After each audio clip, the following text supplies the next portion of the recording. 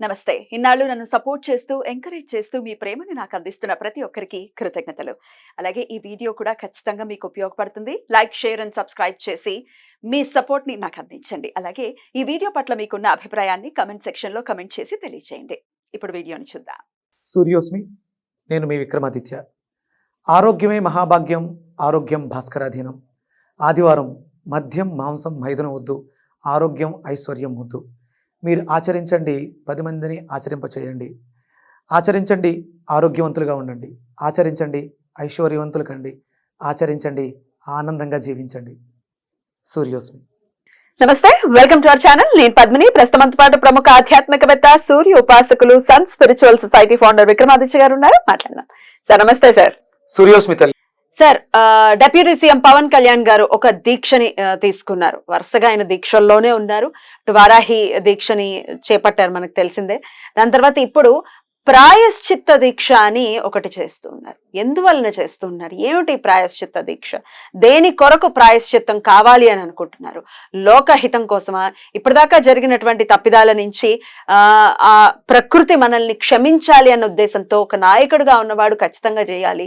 ఆయన చేసి చూపిస్తున్నాడు. ఆయనే కాదు, మనం కూడా చెయ్యాలి అని ఎంతో చెప్పకనే చెప్పటం. అది ఎవరికి వాళ్ళు చెయ్యాలి. ఎందుకంటే జరుగుతున్నాయి తప్పిదాల రీత్యానే విధి వైపరీత్యాలు ఎన్నో చూస్తూ ఉన్నాం మనం. దేవుడు శంఖ చక్ర గదాలు పట్టుకుని కిందకి దిగాల్సిన అవసరం లేదు. దేవుడికి ప్రకృతి అనేది ఒకటి ఉంది, అది ఊరుకోదు. దేవుడు ఊరుకున్న ప్రకృతి ఊరుకోదు. కాబట్టి ఒకసారి చెప్పండి సార్, ఈ ప్రాయశ్చిత్త దీక్ష అంతరార్థం ఏమిటి? మనం సాధారణంగా ఈ ప్రాయశ్చిత్తం అనే పదాన్ని సంధ్యావందనంలో వాడతాం.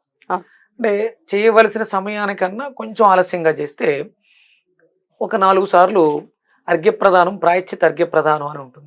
సంధ్యావందనంలో ఇస్తారా? ఇవ్వాలి ప్రతిరోజు కూడా. అంటే మనం ఉదయం సూర్యోదయ సమయంలో ఆయన వచ్చే సమయానికి ఇవ్వాలి. సంధ్యావందనం సమయంలో అర్ఘ్యప్రదానం చేస్తాం. అది కొంచెం దాటిన మనం ముఖ్యంగా లేట్ అయినప్పుడు కాలాతీత కాలాక్రమణ దోష నివారణార్థం ప్రాయశ్చిత్త అర్ఘ్యప్రదానం కరిషి అని అమ్మవారి మనం గాయత్రి మంత్రాన్ని ఈ విధానానికి గాయత్రి వేరుగా ఉంటుంది. ప్రధానంగా ఇచ్చే అర్ఘ్యానికి గాయత్రి వేరుగా ఉంటుంది. ఈ విధానానికి గాయత్రి వేరుగా చెప్పి 4 సార్లు సమయాన్ని బట్టి అర్ఘ్య ప్రదానం ఇవ్వడం ద్వారా అంటే ప్రాయశ్చిత్తంగా చేస్తాం. అంటే ప్రాయశ్చిత్తం అంటే తప్పిదం జరిగింది, అనివార్య కారణాల వల్ల లేటుగా లెగిస్తేనే ప్రాయశ్చిత్తం అర్ఘ్యం 4 సార్లు ఇస్తున్నా ఉన్నప్పుడు ఇంత పెద్ద తప్పిదం జరిగింది. ఇది అంటే ఆయన ఫస్ట్ పౌరుడిగా, ఇప్పుడు ఆయన గవర్నమెంట్లో ఉన్నప్పుడు ఆయన కింద వాళ్ళు చేసినది కాదు, ఇంతకు ముందు జరిగినటువంటి తప్పిదానికి నా వంతుగా నిజంగా అంటే ఆయన ఉన్నతుడు అని చెప్పడానికి ఇది ఒక్కటి సరిపోతుంది.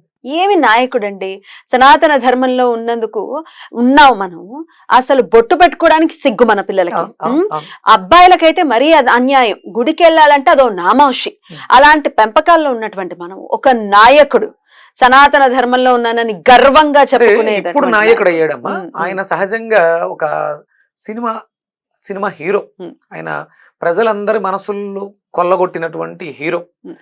సాధారణంగా హీరోలు అందరూ కూడా బొట్టులు పెట్టుకోవటం, అంటే ఈ కండువాలు వేసుకోవటం, ఇవన్నీ నామోషిగా ఉంగరాలు పెట్టుకోవడం, ఇవన్నీ నామోషిగా ఫీల్ అవుతాయి. సహజంగా అంటే వీళ్ళు ఫిల్మ్ ఫీల్డ్ లో ఉన్నారు కాబట్టి, కళాకారులు కాబట్టి ఈ కొంచెం ఇలాంటివి ఏమైనా చేయడానికి అంటే స్టైలిష్, ఆ మోడర్న్ ఇది పోతుందేమో అని ఫీల్ అవుతుంటారు. కానీ చూడండి, అందులోంచి వచ్చి ఏదో చెయ్యాలని తపనతో ఆయన చేసేవన్నీ కూడా కొంచెం ఇలాగే క్రిటికల్ గానే, కాంప్లికేటెడ్ గానే ఉంటాయి. ఊరికి దూరంగా వెళ్ళిపోయి పొలం తీసుకోవటం, గోమాతని పెంచడం, వ్యవసాయం చేయడం. అసలు ఆయన త్రికరణ శుద్ధిగా నమ్ముతున్నారు ధర్మాన్ని.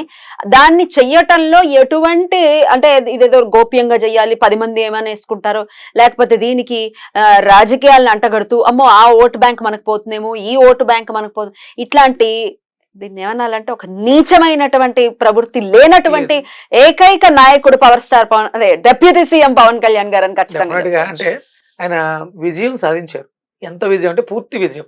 ఇంతవరకు రాజకీయ రంగంలోనే ఎవ్వరూ సాధించలేదు. 21 సీట్లు, 100% స్ట్రైక్ రేట్.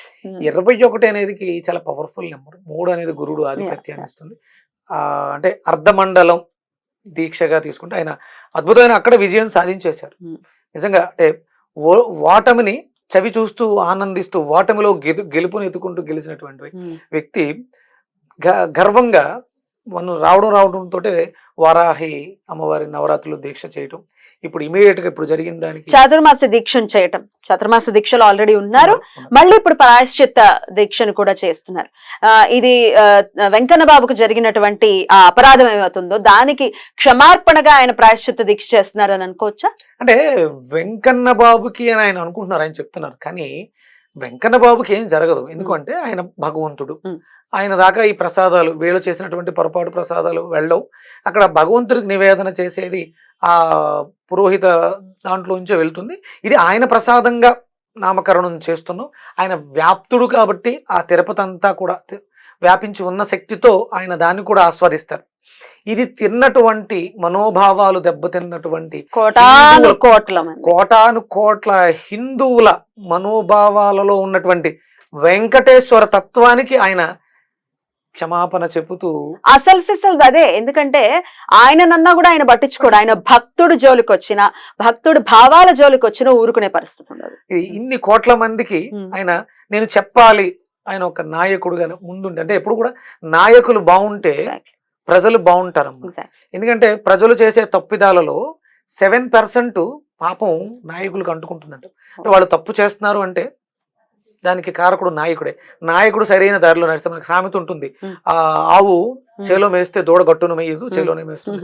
ఇప్పుడు ఎవడైతే నాయకుడు ఉన్నాడో ఇది ఇలాంటి నాయకుడు, ఇది భారతదేశ వైభవం, ఇది హిందూ సనాతన సాంప్రదాయానికి ఇస్తున్నటువంటి కిరీటం. డెఫినెట్లీ తప్పు జరిగిపోయింది, అయిపోయింది. పంది కొవ్వుతో చేశారా, బీఫ్ కొవ్వుతో చేశారా, మొత్తానికి నెయ్యిని అలా ఎక్స్ట్రాక్ట్ చేశారు, నెయ్యిలో దాన్ని వాడేశారు, అయిపోయింది. స్వామికే కాదు, మీరు అన్నట్టుగా భక్తులందరూ కూడా బాధపడినటువంటి సందర్భం. దీనికి ప్రకృతి విలయతాండవం చేయక మునిపే ప్రతి ఒక్కరు కూడా క్షమాపణ మా వంతుగా, మరి మనం ఎలాగా ఆయన ఆదర్శంగా తీసుకుని మనం ఎలా క్షమార్పణ చెప్పాలి? ఒక 21 రోజు పాటు దీక్షగా తీసుకుని ఒంటిపూట భోజనాన్ని ఆచరిస్తూ చాలా తక్కువగా తేలికగా అయినటువంటి పదార్థాలని తీసుకుంటూ, మనకు దగ్గరలో దొరికినటువంటి అంటే గోమూత్రం దొరుకుతుందమ్మా, గోమూత్రంతో ప్రక్షాళన అనేది చాలా అద్భుతంగా జరుగుతుంది. ప్రకృతి అంటే మనం బయట ఉన్న ప్రకృతిని చూస్తాం, ప్రసాదం తినడం వల్ల ఇక్కడ లోపల ప్రకృతి పాడైంది, ఇది చాలా బాధపడుతూ ఉంటుంది. ఎందుకంటే ఆత్మకారకుడైనటువంటి వెంకటేశ్వర స్వామి లోపల జ్యోతి స్వరూపుడుగా ఉన్నాడు కదా, ఆ జ్యోతికి కలంకం అంటుకుంటుంది. కాబట్టి మనకి దగ్గరలో ఉన్నటువంటి గోమయాన్ని నీళ్ళలో కలుపుకుని స్నానం ఆచరించడం 21 రోజు కూడా దీక్షగా, గోమయాన్ని మనం స్నానం ఆచరించడం ద్వారా, గోఘృతాన్ని ఆవునేతిని స్వీకరించడం ద్వారా, అలాగే గోమూత్రాన్ని స్వీకరించడం ద్వారా, అంటే అసలు ఒరిజినల్ గా దొరికితే పంచగవ్య ప్రాసన చేస్తే ఈ జరిగినటువంటి పాపానికి ప్రక్షాళన లభిస్తుంది.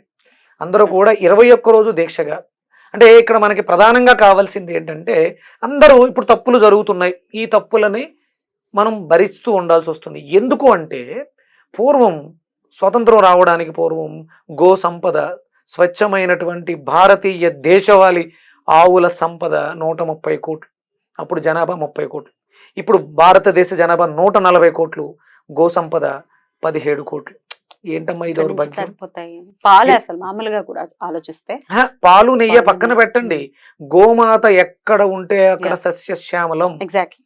ఇప్పుడు ఇది దొరకట్లేదు కాబట్టి మేము వేరే తెస్తున్నాం అంటున్నారు. గో సంపద పెంచడానికి మన కళ్ళెదురకుండా కబేలాలకి తరలిపోతుంటే ఎవరో ఒకళ్ళో ఇద్దరు తిరగబడుతున్నారు, మిగతా వాళ్ళందరూ చోద్యం ఎందుకు చూస్తున్నారు? మన ఇళ్ల మధ్యలోనే కబేళాలు ఏర్పాటు చేసి జరుగుతుంటే ఎందుకు ఎదిరించలేకపోతున్నారు?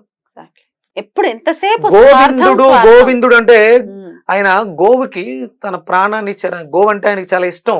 మనం ఆయనకి ఏదో జరిగింది కాదు, మీరందరూ గుర్తించండి, ఇక్కడ జరుగుతుంది స్వచ్ఛమైనటువంటి దేశవాళీ ఆవునేతితో తయారవ్వాల్సినటువంటి ప్రసాదం ఈ రోజు కల్తీ జరిగింది అంటే గో సంపద లేక, గో ఘృతం లేక కదా.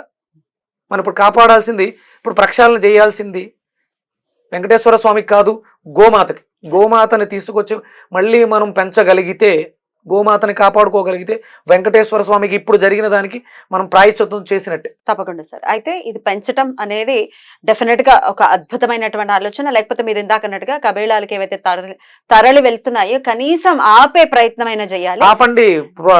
పోషించడానికి ఇస్కాన్ టెంపుల్స్ ఉన్నాయి, చాలా డెఫినెట్, చాలా మంది ఉన్నారు. సహాయం అందిద్దాం. నెలకు ఒక 500 ఇవ్వలేమో మనం?